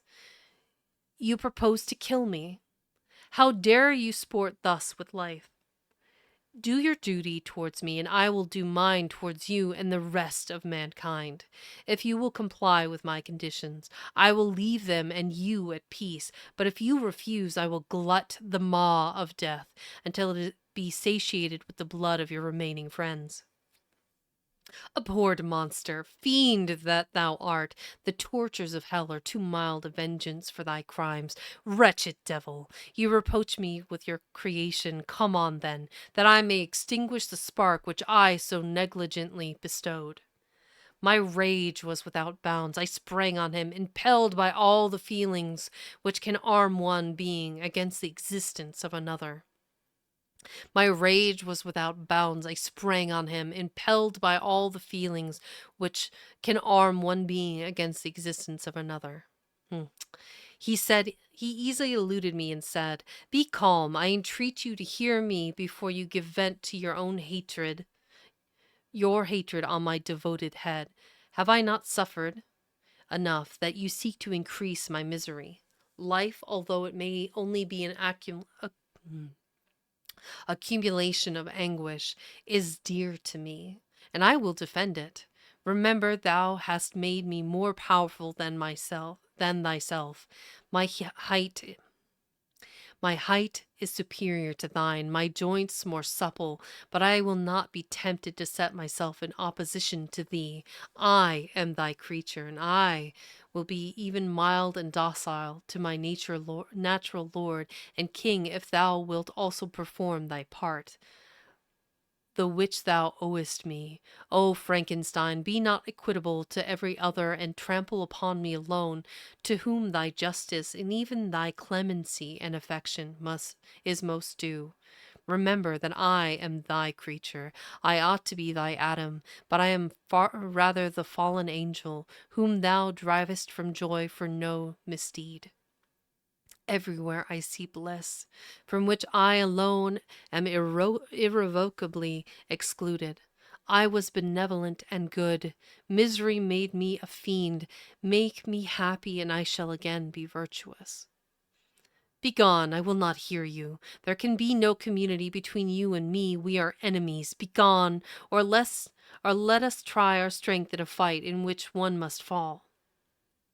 How can I move thee? Will no entreaties cause thee to turn a favorable eye upon thy creature, who implores thy goodness and compassion? Believe me, Frankenstein, I was benevolent. My soul glowed with love and humanity. But am I not alone? Miserably alone? You, my creator, abhor me? What hope can I gather from your fellow creatures who owe me nothing? They spurn and hate me. The desert mountains and dreary glaciers are my refuge. Dreary glaciers are my refuge. I have wandered here many days. The caves of ice, which I only do not fear, are a dwelling to me, and the only one which man does not grudge. These bleak skies I hail, for they are kinder to me than your fellow beings. If the multitude of mankind knew of my existence, they would do as you do, and arm themselves for my destruction. Shall I not then hate them who abhor me? I will keep no terms with my enemies. I am miserable, and they shall share my wretchedness. Yet it is in your power to recompense me, and deliver them from an evil which it only remains for you to make so great, that not only you and your family, but thousands of others shall be swallowed up in the whirlwinds of its rage. Let your compassion be moved, and do not disdain me. Listen to my tale. When you have heard that, or commiserate, abandon or commiserate me, as you shall judge that I deserve. But hear me. The guilty are allowed, by human laws, bloody as they are, to speak in their own defense before they are condemned. Listen to me, Frankenstein. You accuse me of murder, and yet you would, with a satisfied conscience, destroy your own creature. Oh, praise the eternal justice of man. Yet I ask you not to spare me. Listen to me, and then, if you can, and if you will, destroy the work of your own hands. Why do you call to my remembrance? I rejoined. Circumstances of which I shudder to reflect, that I have been miserable. I have that I have been the miserable origin and author. Cursed be the day, a poor devil, in which you first saw light. Cursed, although I curse myself, to be the hands that formed you. You have made me wretched beyond expression. You have left me no power to consider whether I am just or you or not.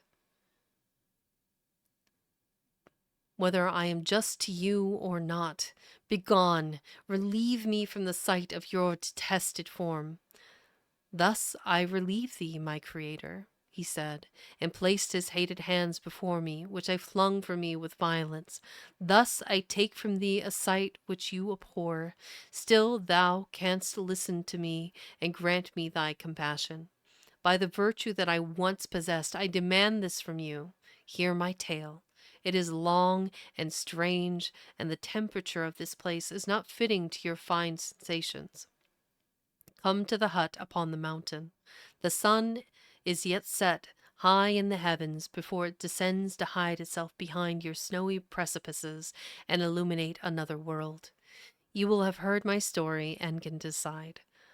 On you it rests whether Whether I quit forever the neighborhood of man and lead a harmless life, or become the scourge of your fellow creatures and the author of your own speedy ruin.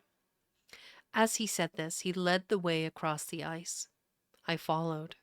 My heart was full and I did not answer him, but as I proceeded, I weighed the various arguments that he had used and determined at least to listen to his tale.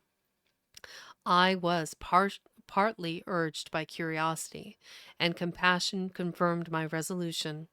I had hitherto supposed him to be the murderer of my brother, and I had eagerly sought a confirmation of denial of this opinion.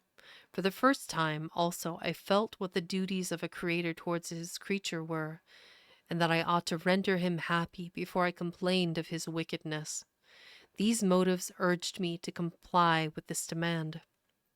With his demand, we crossed the ice, therefore, and ascended the opposite rock.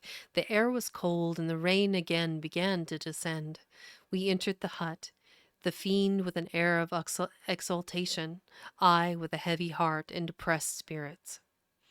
But I consented to listen, and seated myself by the fire which my odious companion had lighted, and thus began his tale. Ooh, I didn't realize how articulate the creature, the monster, was.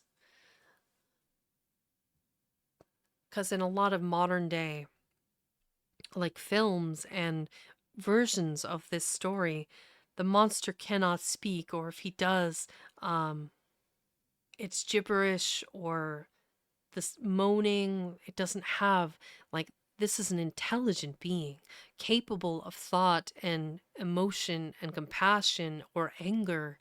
Um, so it's kind of interesting to read what Mary Shelley had wrote and like imagine this giant 8 foot monster of a man with sinew and like strong muscles and huge countenance that was horrifying to look upon with his yellowed eyes and his teary face.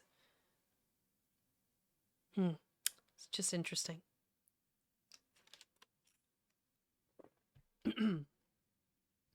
It is currently 9:46. I'm going to read one more chapter and see how far that takes me past the hour. Um, Remember, stay hydrated, stretch if you need to. Mhm. Excuse me.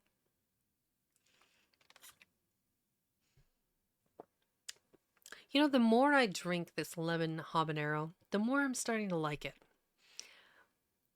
So maybe that initial first impression, that super strong, spicy first impression, has worn off, and it's not bad.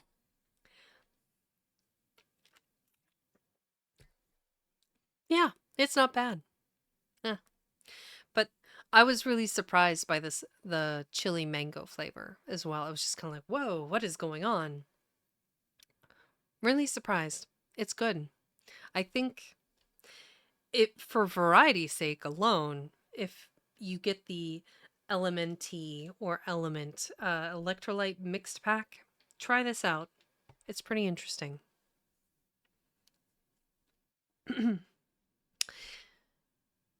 Chapter 11. It is with considerable difficulty that I remember the original era of my being. All the events of that period appear confused and indistinct. A strange multiplicity of sensations seized me, and I saw, felt, heard, and smelt at the same time, and it was indeed a long time before I learned to distinguish between the operations of my various senses. By degrees, I remember a stronger light pressed upon my nerves, so that I was obliged to shut my eyes. Darkness then came over me and troubled me, but hardly had I felt this when, by opening my eyes, as I now suppose, the light poured in upon me again. I walked, and I believe descended, but I presently found a great alteration in my sensations. Before, dark and opaque bodies had surrounded me, impervious to my touch or sight. But I now found that I could wander on at liberty, with no obstacles which I could not either surmount or avoid. The light became more and more oppressive to me, and the heat wearying me as I walked. I sought a I sought a place where I could receive shade. This was the forest near Ingolstadt. Here I lay by the side of a brook, resting with my fatigue, until I felt tormented by hunger and thirst. This roused me from my nearly dormant state, and I ate some berries which I found hanging on the trees or lying on the ground. I slaked my thirst at the brook, and then, lying down, was overcome by sleep. It was dark when I awoke, and I felt cold also, and half frightened, as it were indistinctly, finding myself so desolate. Before I had quitted your apartment on a sensation of cold, I had covered myself with some clothes, but these were insufficient to secure me from the dews of the night. I was poor, helpless. I was a poor, helpless, miserable wretch. I knew and could distinguish nothing, but feeling pain invade me on all sides. I sat down and wept.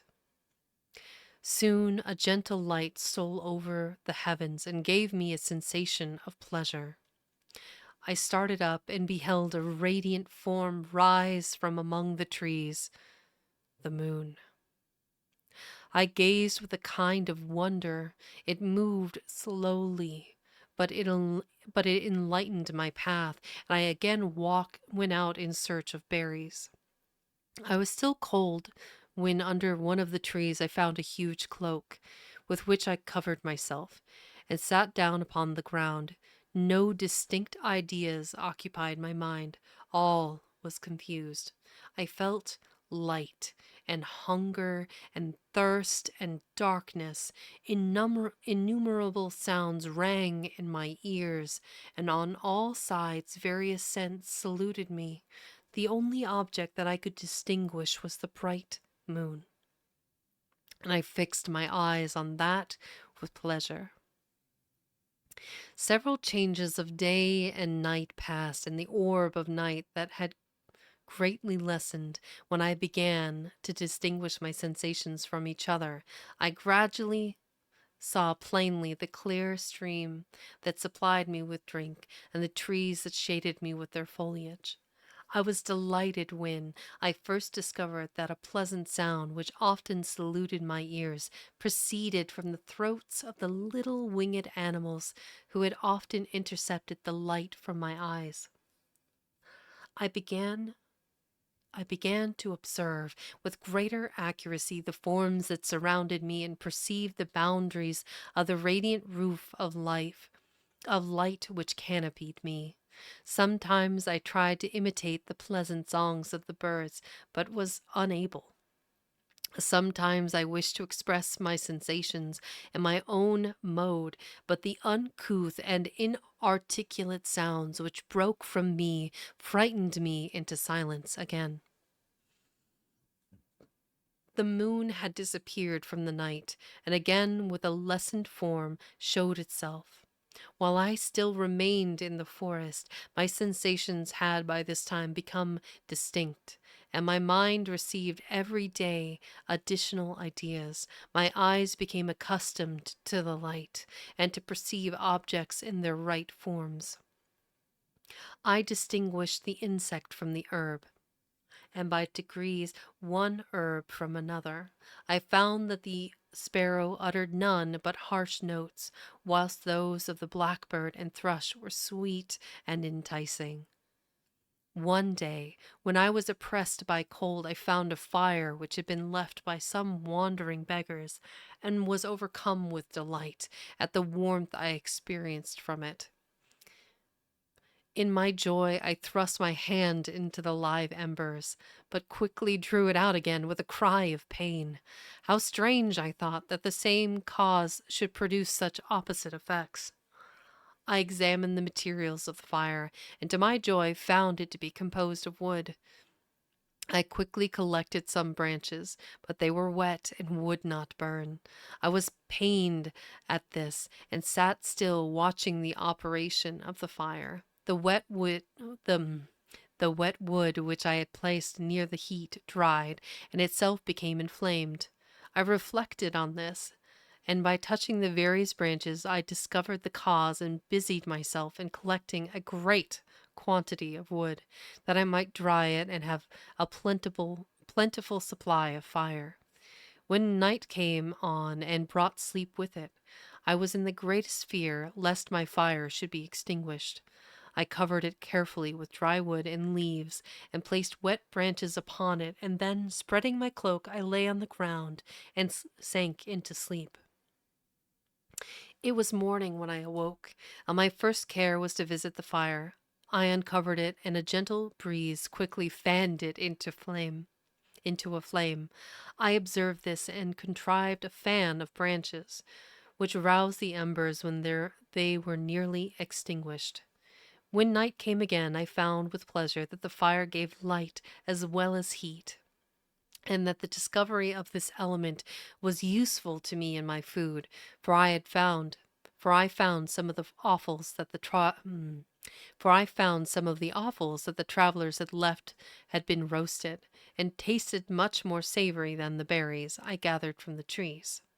I tried, therefore, to dress my food in the same manner, placing it on the live embers. I found that the berries were spoiled by this operation, and the nuts and roots much improved. Food, however, became scarce, and I often spent the whole day searching in the vain for a few acorns to assuage the pangs of hunger. When I found this, I resolved to quit the place that I had hitherto inhabited, to seek for one where the few wants I experienced would be more easily satisfied. In this emigration, I exceedingly lamented the loss of the fire, which I had obtained through accident, and knew not how to reproduce it. I gave several hours to the serious consideration of this difficulty, but I was obliged to relinquish all attempt to supply it, and wrapping myself up in my cloak, I struck across the wood towards the setting sun. I passed 3 days in these rambles, and at length discovered the open country. A great fall of snow had taken place the night before, and the fields were of one uniform white. The appearance was disconsolate, and I found my feet chilled by the cold damp substance that covered the ground. It was about 7 in the morning, and I longed to obtain food and shelter. At length I perceived a small hut on a rising ground which had doubtless been built for the convenience of some shepherd. This was a new sight to me, and I examined the structure with great curiosity. Finding the door open, I entered.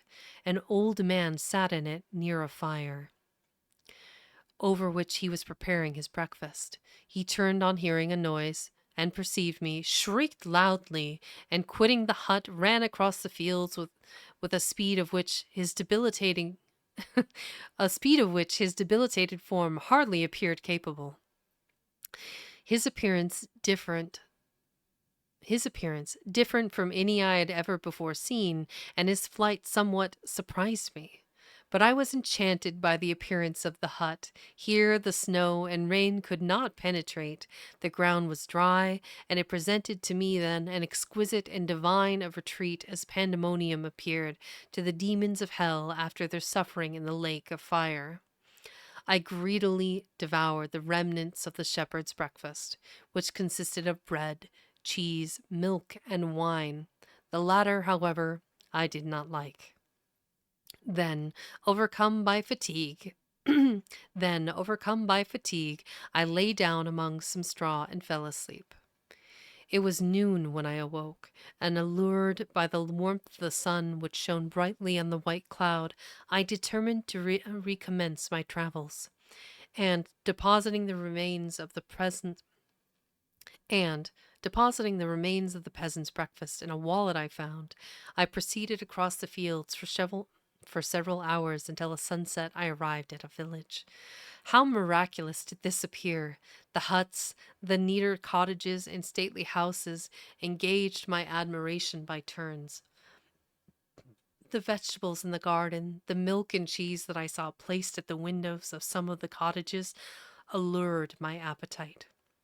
One of the best of these I entered, but I had hardly placed my foot within the door before the children shrieked and one of the women fainted. The whole village was roused.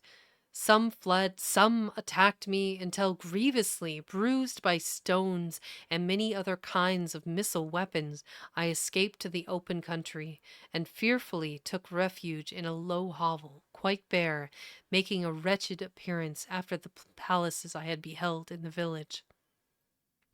This hovel, however, joined a cottage of a neat and pleasant appearance, but after my late, dearly bought experience, I dared not enter it. My place of refuge was constructed of wood, but so low that I could with difficulty sit upright in it. No wood, however, was placed at the earth which formed the floor, but it was dry. Although the wind entered it although the wind entered it by innumerable chinks, I found it an agreeable asylum from the snow and rain. Here then I retreated, and lay down happy to have found a shelter, however miserable from the inclemency of the season, and still more from the barbarity of man. As soon as the morning dawned, I crept from my kennel, and that I might view the adjacent cottage and discover if I could remain in the habitation I found. Remain in the habitation I had found. It was situated against the back of the cottage and surrounded on the sides, which were exposed by a pigsty and a clear pool of water. One part was open, and by that I had crept in, but now I covered every crevice by which I might be perceived with stones and wood, yet in such a manner that I might move them on occasion to pass out. All the light I enjoyed came through the sty, and that was sufficient for me. Having thus arranged my dwelling and carpeted it with clean straw, I retired, for I saw the figure of a man at a distance, and I remembered too well my treatment the night before to trust myself in his power. I had first, however, provided for my sustenance for the day by a loaf of coarse bread which I purloined, and a cup with which I could drink more conveniently than from my hand of the pure water which flowed from by my retreat. The floor was a little raised, so that it was kept perfectly dry, and by its vicinity to the chimney of the cottage it was tolerably warm. Being thus provided, I resolved to reside in this hovel until something should occur which might alter my determination. It was indeed a paradise compared to the bleak forest, my former residence. The rain dropping branches and dank earth. I ate my breakfast with pleasure, and was about to remove a plank to procure myself a little water when I heard a step, and looking through a small chink, I beheld a young creature, with a pail on her head, passing before my hovel. The girl was young and gentle demeanor, unlike what I have since found cottagers and farmhouse servants to be. Yet she was meanly dressed, a coarse blue petticoat and a linen jacket being her only garb. Her fair hair was plaited, but not adorned. She looked patient yet sad.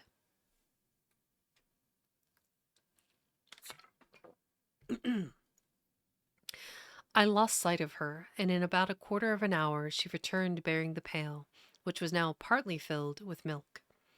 As she walked along, seemingly incommoded by the burden, a young man met her, whose countenance expressed a deeper despondence. Uttering a few sounds with an air of melancholy, he took the pail from her head and bore it to the cottage himself. She followed, and they disappeared.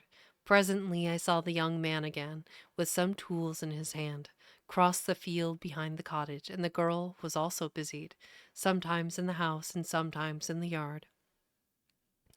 On examining my dwelling, I found that one of the windows of the cottage had formerly occupied a part of it, but the panes had been filled up with wood.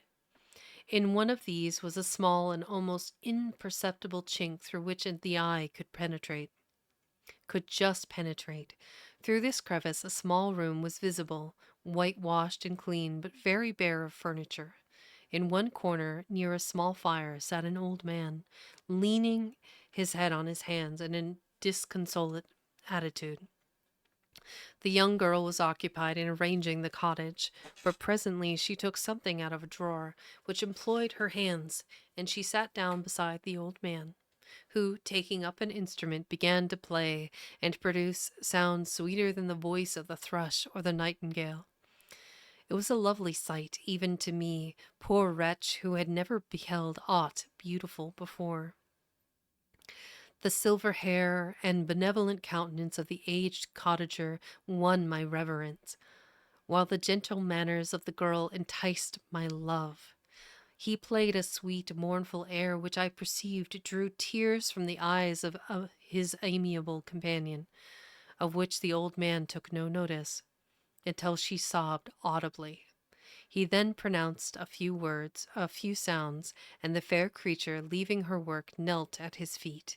He raised her and smiled with such kindness and affection that I felt sensations of a peculiar and overpowering nature.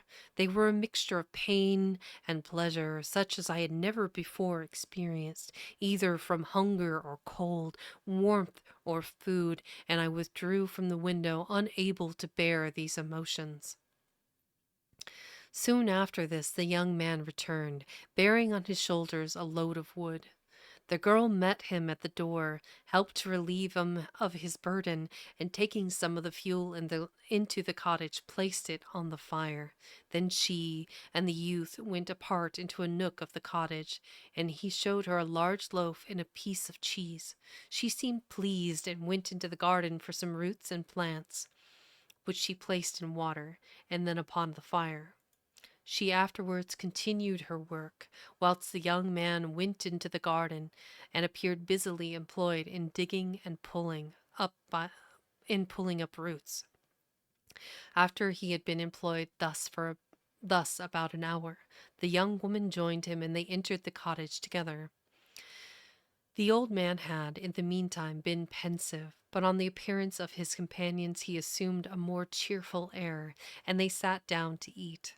The meal was quickly dispatched. The young woman the young woman was again occupied in arranging the cottage. The old man walked before the cottage in the sun for a few minutes, leaning on the arm of the youth. Nothing could exceed in beauty the contrast between these two excellent creatures.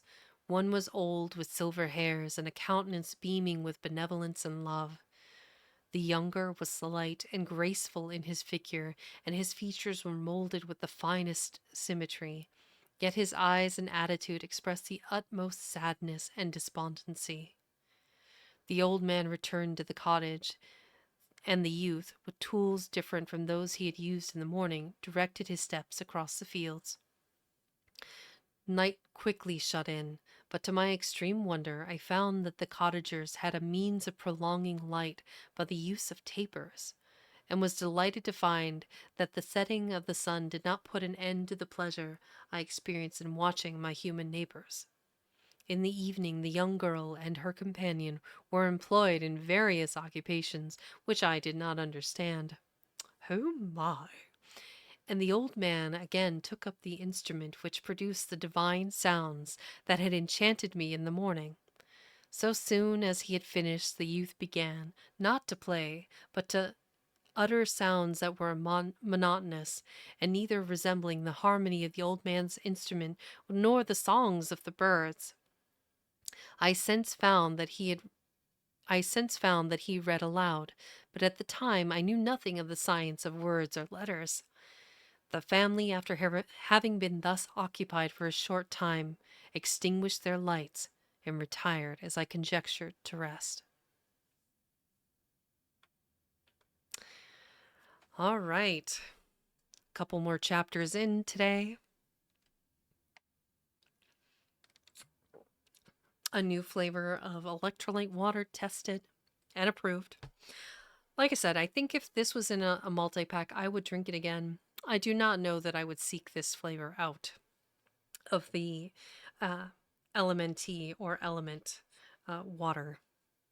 Or as my friend Kitten referred to it, lemon tea water or lemon water.